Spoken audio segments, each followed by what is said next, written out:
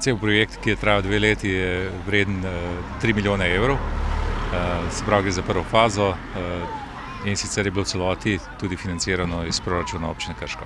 Torej, Krška občina ima, tako kot marsikatera druga občina, nalogo, da uredi kanalizacijske sisteme na področju aglomeracij, se pravi tistih področij, ki so z državnim projektom predvidena kot področja z urejenim kanalizacijskim omrežjem, s priključki na čistilne naprave.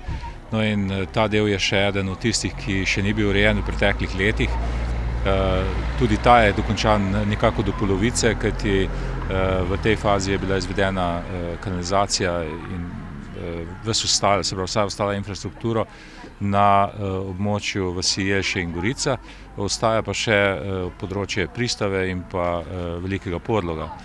Sicer pa ta projekt obsegal ne samo izdelavo kanalizacije, ki je sedaj narejena v dvojnem sistemu, se pravi meteorna in fekalna ločeno, ampak je bilo obnovljen tudi vodovod, potem optika, javna razsvetljava in seveda tudi asfalt na celotnem območju, kjer je bila obnovljena kanalizacija.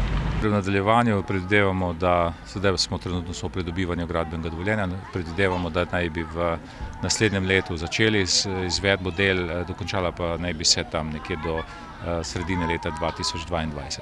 Kanalizacijskih sistemov ali pa infrastrukturnih sistemov je še veliko, ki niso dokončani in niso bili narejeni v prejšnji perspektivi.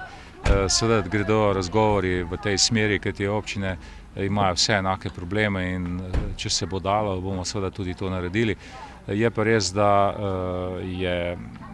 sedaj trenutno niso sredstva ravno namenjena za te namene, vendar pa glede na dinamiko koriščenja evropskih sredstev bodo verjetno tudi nameni bili kakorkoli spremenjeni, da bo možno koristiti sredstva tudi za te namene, ki so pa nujno potrebni po celotnem področju Posavja.